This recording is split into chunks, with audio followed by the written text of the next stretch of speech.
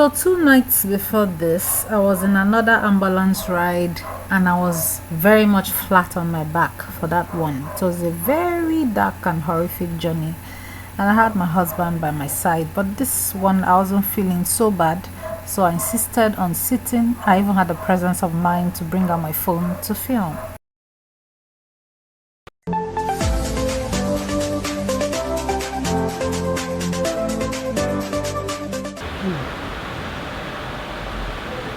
Good to be back here. So I'm finally here. Took a full day to get to this point.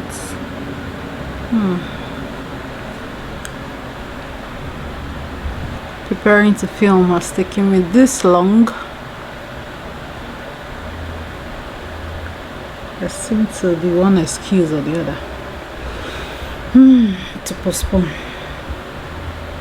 But one very pretty wise lady said to me today, there is never the perfect time to start.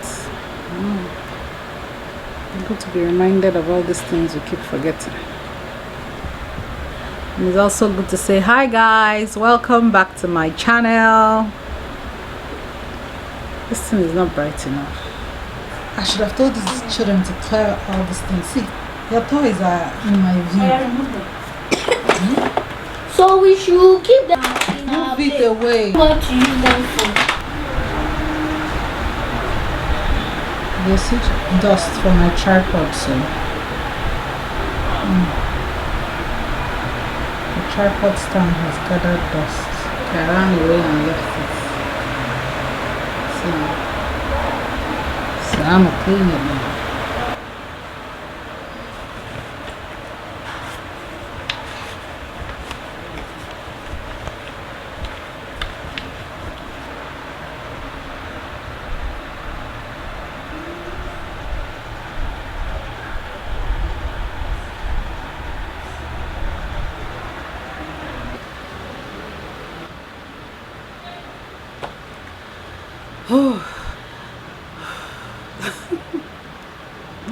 I missed you guys and I know you missed me too, but I'm back.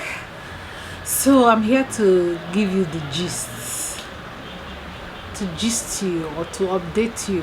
I'm here to give you life updates, the reason why I've been away for so long. So from the title you can already tell I've been hospitalized severally over this period. That's why lots of hospital admissions and investigations and all that and all that and all that.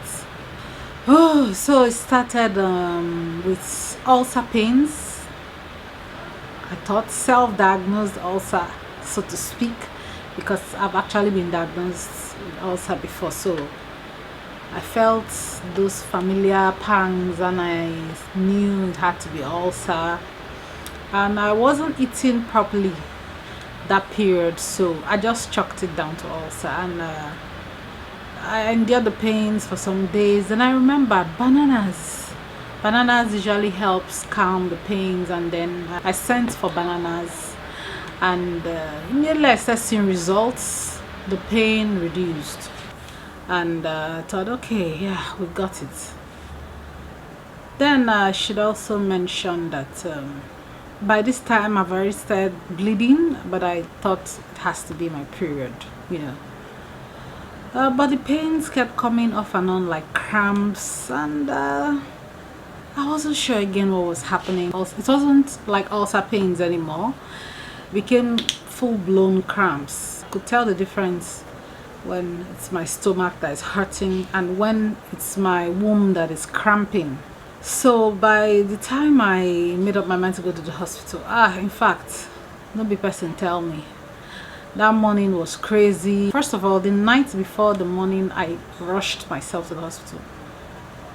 The pain was really much. I wasn't sure whether I was making a good decision by staying at home. But I remember I was editing the last video I put up that night, and I told myself, no power under heaven will stop me from finishing this editing and uploading it. After I finished editing and uploading, the pain was still there. By the next morning, the pain was much. In fact, I thought I'll be rushed to the hospital in my 90, half conscious, because I was in so much pain. Then I remembered NSPPD. I just thought, if people play NSPPD and dead people come back to life. By the way, at NSPPD, if you don't know what NSPPD is, you have to Google it. I don't know how to start explaining, but it's a power portal. It's a portal that contains, it's a portal that dispenses the power of God. And that's how I'm going to put it. So Google them and join them if you can. So I started streaming it on my phone, and I noticed that as I stream it, it calms. In fact, it calms the pains down. I don't know. I can't explain. I wish I knew how to explain to you how that was possible, but I noticed it and I kept on streaming it, and I was able to, manage myself to have my bath, change, and take myself to the hospital. I went to the hospital because of the pain. The pain was much. I went to the hospital because I just wanted it to give me something to take away this pain. I got there and I was examined, and immediately I was admitted.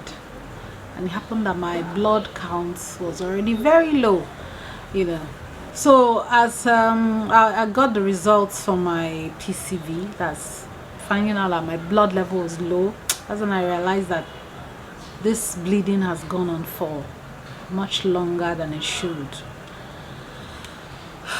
So they tried to stop the bleeding, tried to investigate, do more investigations, find out what exactly could have gone wrong and all that. Like joke. Second day I was still on admission. Third day I was still on admission. Fourth day, I was still on admission and still bleeding.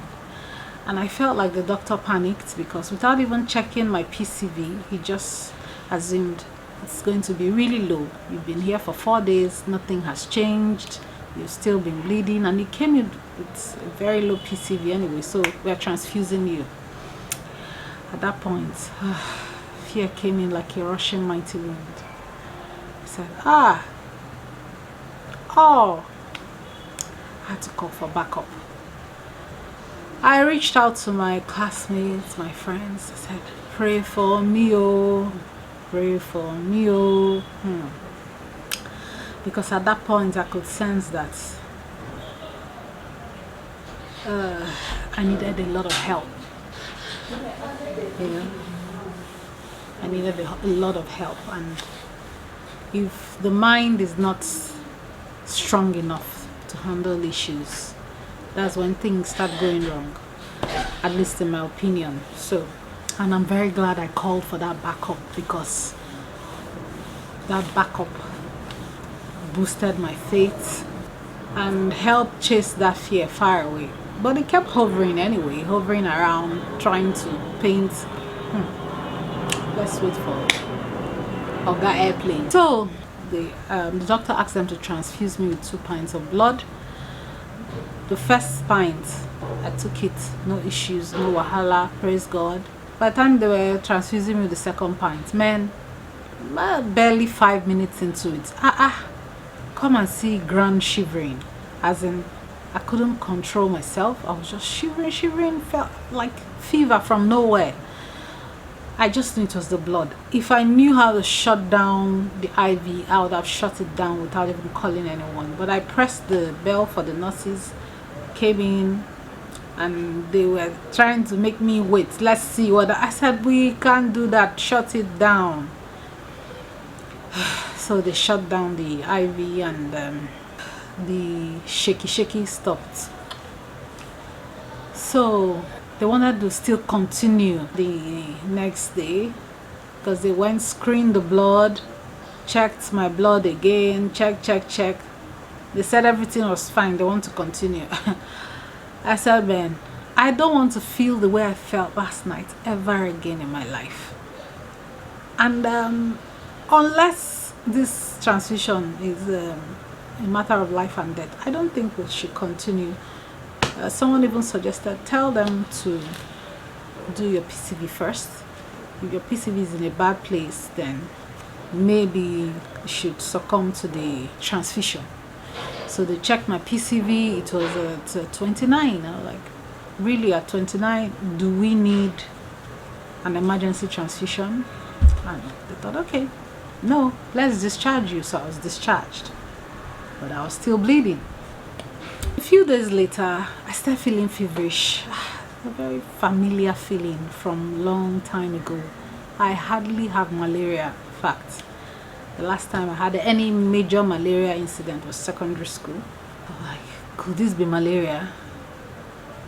But I noticed that when I take the paracetamol they give me for pain, it goes away, but at night it comes back. In fact, off and on like that. By the 4th day, I just knew I had to get to the hospital. All the signs and symptoms said malaria, and I was still bleeding. I was really weak, plus the malaria, it just had to be hospital again. And I knew in my heart that any doctor that sets eye on me will admit me. So I braced up. So this time around, a different hospital. Decided to try another hospital because we heard very good things about the hospital. So I got there, the doctors checked me, checked the history, asked questions, and of course admitted me.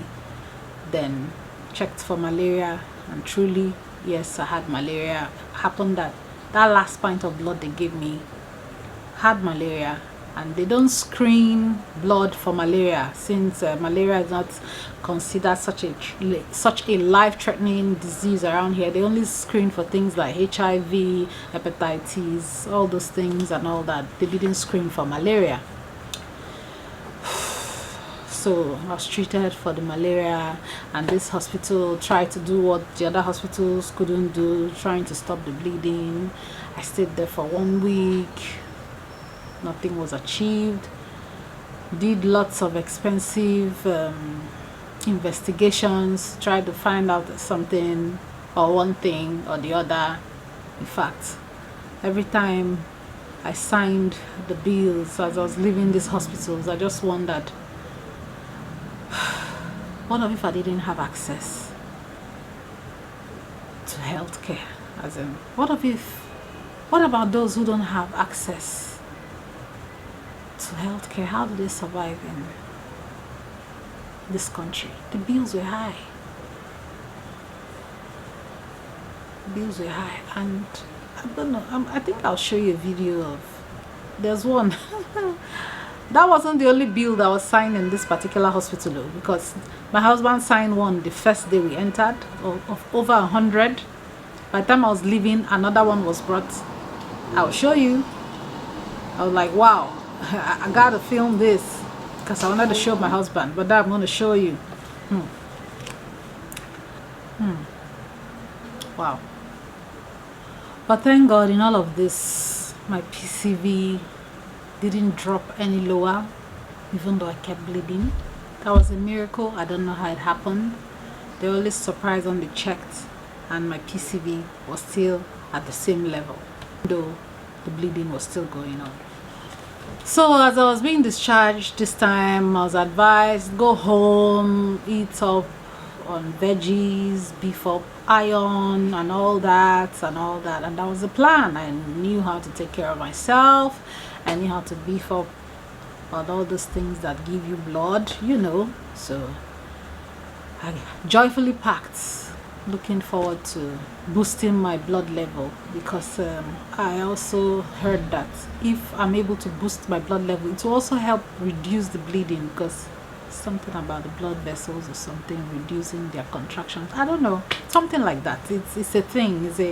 It's a medical thing. So while I was at home doing my ugu juice, doing all those other juices and all that, and I tried a new leaf. It's called Hospital Too Far. By the next day, sit down, Paul. I decided to stop immediately because that was the only thing I was doing differently, and watch and see whether things will improve. But the next day it got worse, so I just knew I had to rush to the hospital. I'm not even going to try to describe how horrible the downpour was. It was one of the scariest things I've ever seen. Even as I got to the hospital, the downpour was still going on. Fact. Anyway, just know that as I got there, I was admitted again. And this time around, it wasn't in the last hospital I was in. This time around, I went to a hospital nearby. So, started again, trying to stop the bleeding, and finally there was some sort of turnaround. First of all, my classmates, they found out I was in the hospital yet again. Man, those girls. I love you girls. Come and see prayers. They prayed and things started happening. First of all, I was already losing my mind there, and knowing that they were praying for me really brought my strength back in a way that I can't even explain. Men. And they were not the only ones praying for me. My family was praying, my friends were praying, family friends were praying, even the doctor, Papa, the doctor prayed for me.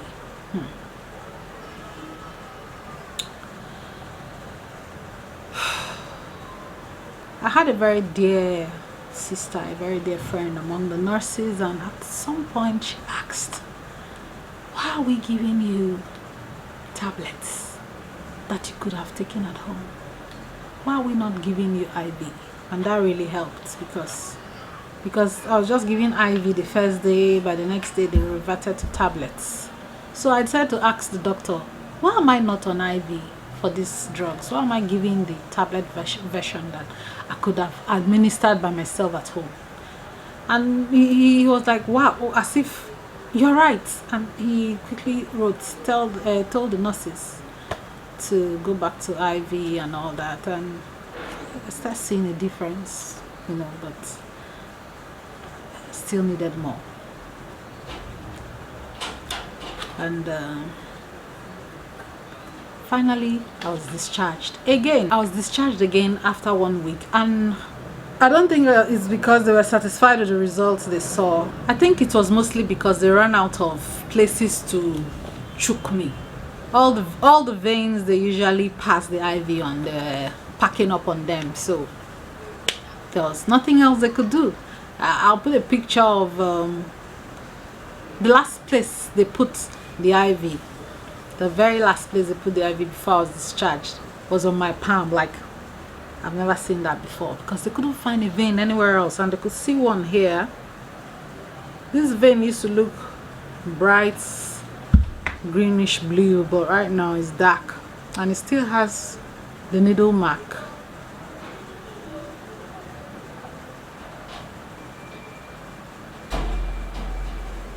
It still has the needle mark. Yeah, that's it. It still has the black needle mark from the incident. It used to be green, but now it's dark. So that's where they placed the last IV, and of course it didn't even last. By morning that packed up, so there was really nothing to keep me in the hospital for anymore. And the next day was my 40th birthday.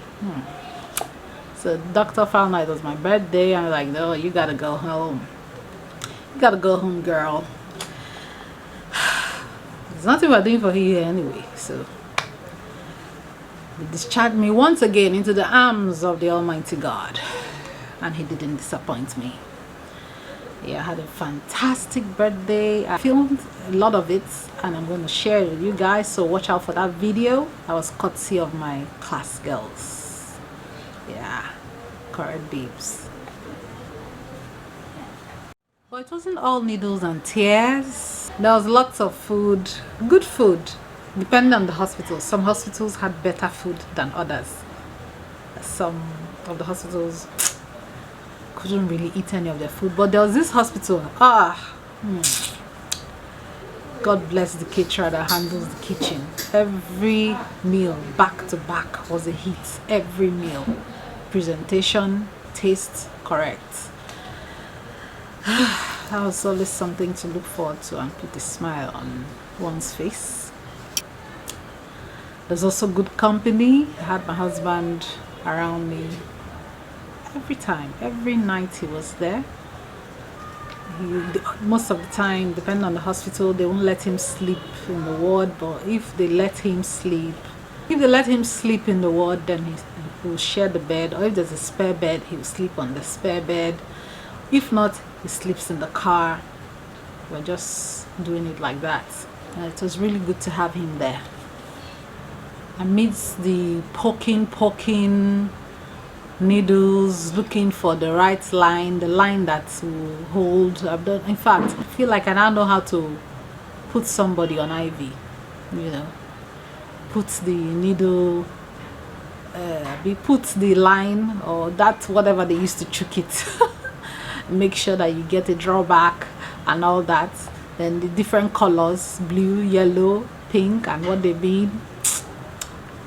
It wasn't all of that all the time. Yeah, those times were painful because sometimes they'll choke you like 5 different places and still the vein will not be good enough. Trying out vending machines, trying to buy a little happiness, and also reminders here and there to smile despite the pain. And of course, I was always excited whenever I'm discharged, whenever it's time to go home.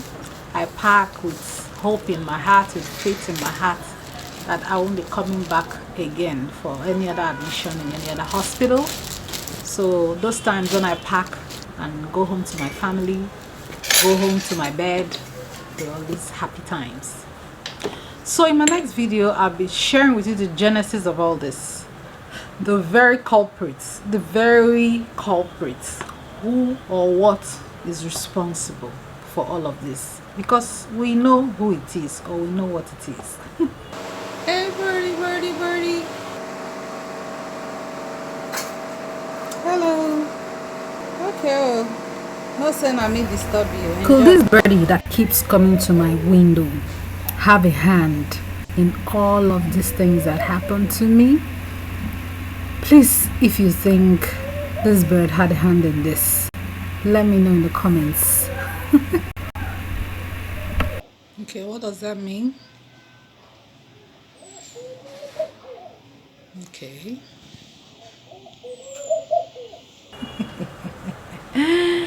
So, stay tuned for that. I'll be sharing with you my journey with this culprit that caused all of this drama. Very interesting story, if I say so myself. And then I will share with you how I sliced out this culprit out of my life. So thank you all so much for watching. If you watch up to this point, thank you so much. Thank you for coming back. And please, if you have not subscribed already, this is the time. Please subscribe, like this video, share this video. And I'm really happy to be back here. I'm happy to be back, and I look forward to seeing you in my next video. Bye.